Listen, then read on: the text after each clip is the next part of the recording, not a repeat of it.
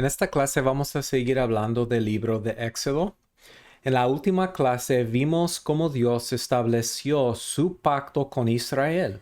En ese pacto Dios los hizo su pueblo escogido, su propiedad exclusiva. Los estableció como una nación santa y como un reino de sacerdotes. Una provisión, como hemos visto, una provisión del pacto es la ley mosaico. Otra provisión que Dios les da es su tabernáculo. Entonces lo que vemos en el libro de Éxodo es que Dios establece su presencia entre ellos en el tabernáculo. Entonces la pregunta que tenemos es, ¿qué es el propósito del tabernáculo? ¿Cómo debemos entender esta tienda que se llama el tabernáculo? Y para entender el tabernáculo tenemos que entenderlo en el contexto de la redención, la historia de la redención. Entonces vamos a ver varias cosas. Primero, quiero que notemos los nombres del tabernáculo que encontramos en el libro de Éxodo. ¿Okay? Se llama a veces un tabernáculo o una tienda. Lo que eso significa es que es una casa personal. ¿Okay? En ese tiempo, ¿cómo vivían en la nación de Israel en el desierto? Vivían en tiendas, en tabernáculos. Entonces Dios está diciendo algo sobre este lugar. Es una casa personal. A veces se llama el tabernáculo del testimonio. Esto se refiere al pacto escrito, la base de la relación entre Dios y su pueblo. Entonces, esta casa, este tabernáculo es el centro de la relación entre Dios y su pueblo. También se llama el tabernáculo de reunión. Eso identifica un propósito del tabernáculo. El propósito es que Dios pueda reunirse en ese lugar con su pueblo. Y también habla de un santuario, porque a veces se llama un santuario. ¿Qué es un santuario? Un santuario es un lugar santo donde habita un Dios, una deidad. Entonces el tabernáculo es la casa de Dios, es el lugar santo donde Dios vive como un Dios santo, es el tabernáculo de testimonio, el centro del pacto entre Dios y su pueblo, y es el tabernáculo donde ellos pueden reunirse con Dios, es el tabernáculo de reunión. ¿Qué es el significado entonces de el tabernáculo? Bueno, como estamos viendo en esos títulos, es una casa para Yahvé.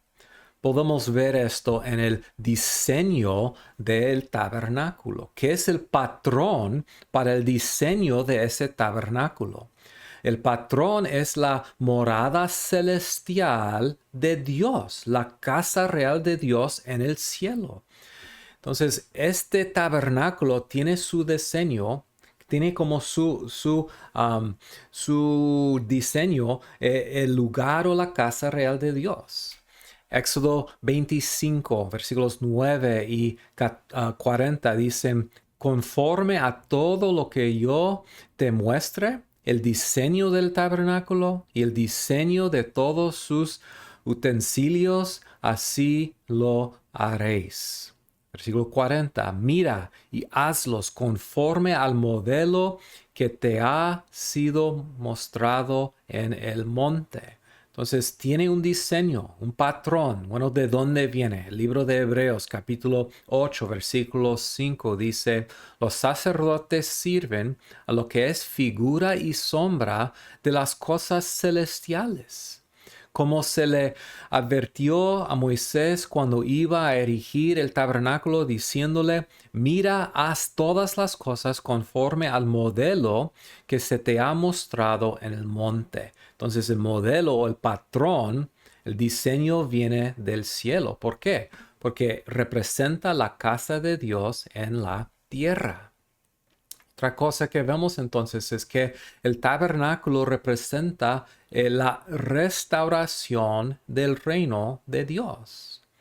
Dios ahora está morando entre su pueblo. Capítulo 25, versículo 8 dice, harán un santuario para mí y habitaré en medio de ellos. Entonces el propósito de todo que Dios está haciendo en la redención es que ese refrán que hemos visto, yo seré su Dios, ellos serán mi pueblo y moraré entre ellos. Es el plan de Dios para el restablecimiento del reino de Dios.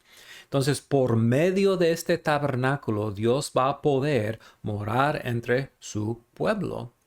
Hermanos, eso fue la meta y el propósito del Éxodo. Éxodo 29, versículos 43 al 46 dicen: Allí me reuniré con los hijos de Israel, y el lugar será santificado con mi gloria. Y santificaré el tabernáculo de reunión y el altar, santificaré asimismo a Aarón y a sus hijos para que sean mis sacerdotes. Y aquí dice Dios lo que es el propósito de todo de eso. Éxodo 29, 45. Habitaré entre los hijos de Israel y seré su Dios, y conocerán que yo soy Jehová su Dios, que los saqué de la tierra de Egipto para habitar en medio de ellos. Yo, Yahvé, su Dios. ¿Qué es el punto? Toda la redención, todo el rescate de Egipto tiene que ver con ese propósito. Dios quiere morar entre su pueblo. Y eso es el fin del Éxodo. Cuando llegamos a los últimos versículos del libro, vemos a Dios por fin habitando su casa. ¿Cómo termina el libro de Éxodo? Capítulo 40, versículos 34 al 38. Entonces una nube cubrió el tabernáculo de reunión, y la gloria de Jehová llenó el tabernáculo. Y no podía Moisés entrar en el tabernáculo de reunión, porque la nube estaba sobre él, y la gloria de Jehová lo llenaba. Y cuando la nube se alzaba del tabernáculo, los hijos de Israel se movían en todas sus jornadas. Pero si la nube no se alzaba, no se movían hasta el día en que ella se alzaba, porque la nube de Jehová estaba de día sobre el tabernáculo y el fuego estaba de noche sobre él, a vista de toda la casa de Israel en todas sus jornadas. Entonces, todo que Dios ha estado haciendo desde Génesis 3:15 tiene que ver con esto. ¿Okay? ¿Por qué rescató Dios a Noé y su familia? ¿Por qué escogió y llamó a Abraham? ¿Por qué protegió a él y a sus hijos? ¿Por qué preservó al pueblo de Israel y los sacó de Egipto? ¿Por qué los ha traído al monte Sinaí? ¿Por qué está dándole su ley y su pacto y una herencia en la tierra prometida? Todo tiene que ver con el propósito de Dios de restablecer su reino por medio de los descendientes de Abraham. Entonces, hermanos, tenemos aquí la restauración del reino de Dios, y eso implica que en un sentido el tabernáculo es un nuevo Edén. Es interesante que cuando Dios describe en el libro de Levítico su presencia en el tabernáculo, toma lenguaje del huerto de Edén.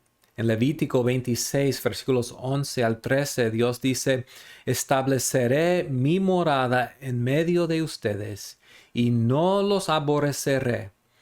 Caminaré entre ustedes. Yo seré su Dios y ustedes serán mi pueblo. Yo soy el Señor su Dios, que los saqué de Egipto para que dejaran de ser esclavos. Yo rompí las coyundas de su yugo y los hice caminar con la cabeza erguida. Entonces noten estas palabras: caminaré entre ustedes, igual como Dios bajó al huerto de Edén y caminó en el huerto. Dios va a caminar entre el pueblo de Israel, ya viviendo en su presencia como su Dios, ellos siendo su pueblo. Eso es el cumplimiento de los grandes planes de Dios. Podemos ver mucho de eso en los detalles del tabernáculo, los detalles de su construcción, los detalles de su sus muebles. Podemos ver, por ejemplo, que es realmente una morada real. Contiene mucho oro, púrpura, madera preciosa, piedras preciosas. Como intérpretes de esta historia no debemos buscar significado alegórico de estas cosas. El propósito de hablar del oro y púrpura y madera preciosa es simplemente comunicar que no es cualquier morada, no es cualquier tabernáculo, no es cualquier casa, es una morada real. Ahí tiene el arca del pacto, que es el trono de Dios. Otra vez, es una casa real, es la habitación del trono de Dios. Dios vive allí como un rey sentado sobre su trono. El candelero, ¿qué implica el candelero? Bueno, el candelero implica que es una casa, que ahí vive alguien. Siempre tiene que ser prendido. ¿Por qué? Porque Dios está en casa. La mesa con el pan de la presencia. ¿Okay? La presencia de una mesa con pan implica ¿qué? Que alguien vive ahí, que es un lugar donde pueda tener comunión y donde puede vivir en la presencia del pueblo de Dios. Cualquier casa tendría una mesa para comer. La ropa también de los sacerdotes hablan de su santidad como siervos de Dios, los siervos del rey que viven en la presencia del rey. Las barreras alrededor del tabernáculo, la cerca y todo eso implica que es un lugar separado y santo y especial, que ahí vive una persona muy importante. Allí vive su rey. Y todo de eso implica quién es la persona que vive allí en su presencia. Tenemos una historia más en la historia de Éxodo que quiero que veamos. Es una historia bien importante, una revelación bien importante en la historia de la redención. Es la historia del becerro de oro. Entre 40 días después de establecer el pacto, Israel rompe el pacto y comete la idolatría con el becerro de oro. Y realmente es una apostasía. Moisés está en la montaña, Israel está ahí abajo, Israel hace ese becerro de oro y lo adora. Entonces, ¿cómo responde Dios a esa apostasía, a esa blasfemia, a ese pecado? Bueno, Dios se enoja y decide destruir a su pueblo. Dice capítulo 32, versículos 19 al 10, o 9 al 10. Ya me he dado cuenta de que este es un pueblo terso, añadió el Señor, dirigiéndose a Moisés. Tú no te metas. Yo voy a descargar mi ira sobre ellos y los voy a destruir, pero de ti haré una nación grande. Entonces Dios propone destruir la nación por este gran pecado. Pero Moisés intercede por Israel. Entonces el Señor se calmó, dice capítulo 32, versículo 14. Sin embargo, el pecado sí ha afectado su relación. Entonces Dios dice que los va a dejar entrar en la tierra prometida, pero que su presencia no irá con ellos. Les voy a dejar entrar en la tierra, pero yo no voy a ir con ellos. ¿Y cómo responde Israel? Bueno, ellos lloran, ellos claman a Dios, son tristes porque reconocen los resultados terribles de su pecado. Entonces Dios está diciendo, ya no voy a ser su Dios, ya no voy a morar entre ustedes. Bueno, otra vez Moisés intercede y Dios es misericordioso. Versículo 14 de capítulo 33.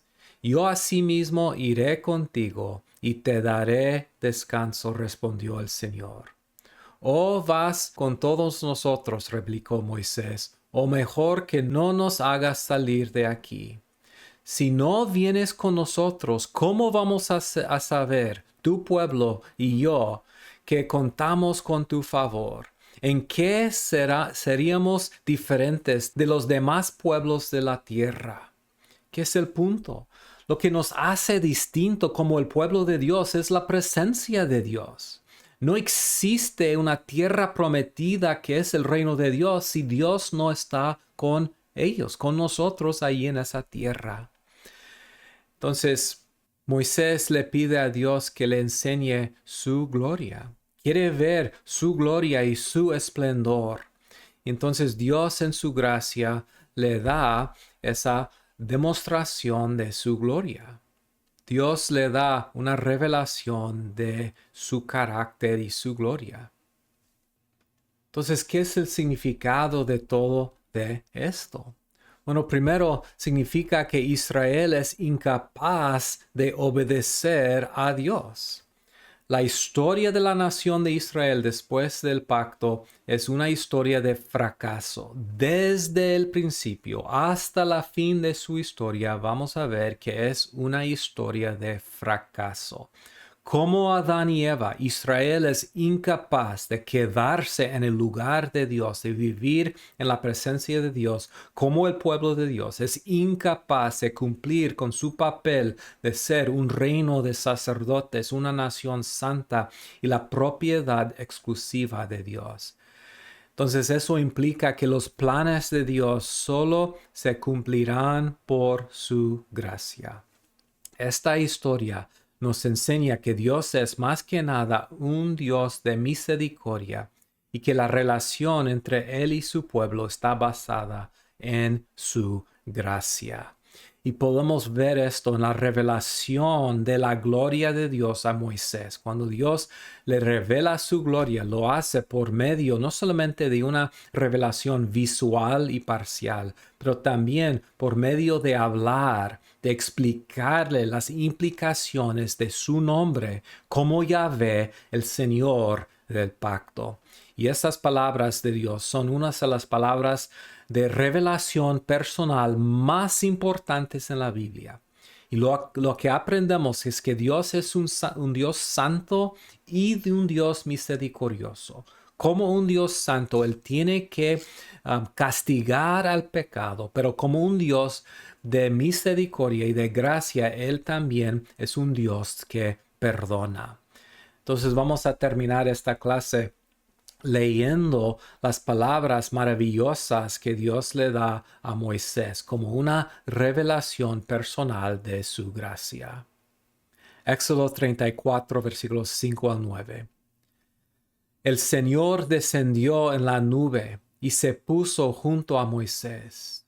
Luego le dio a conocer su nombre, pasando delante de él, proclamó: El Señor, es decir, Yahvé, Yahvé, Dios clemente y compasivo, lento para la ira y grande en amor y fidelidad, que mantiene su amor hasta mil generaciones después, y que perdona la iniquidad, la rebelión y el pecado, pero que no deja sin castigo al culpable, sino que castiga la maldad de los padres en los hijos y en los nietos hasta la tercera y cuarta generación. Enseguida Moisés se inclinó hasta el suelo y oró al Señor de la siguiente manera: Señor, si realmente cuento con tu favor, ven y quédate entre nosotros. Reconozco que este es un pueblo terso, pero perdona nuestra iniquidad y nuestro pecado, y adóptanos como tu herencia. Entonces aquí aprendemos algo muy importante sobre Yahvé. Es un Dios de justicia que castiga el pecado, pero también es un Dios misericordioso que perdona el pecado. Entonces, ¿cómo podemos entender esta tensión entre la santidad y la justicia de Dios por un lado y la gracia y la misericordia de Dios por otro lado? Es una tensión entre los dos. ¿Cómo podemos entender esto? Y solo vamos a encontrar la respuesta en el Evangelio, en el Nuevo Testamento, en la cruz de Jesucristo, donde Dios muestra su santidad y su justicia en castigar el pecado, pero también su misericordia y su gracia en perdonar el pecado. Y esta es una gran revelación de la gloria de Dios aquí en Éxodo 34.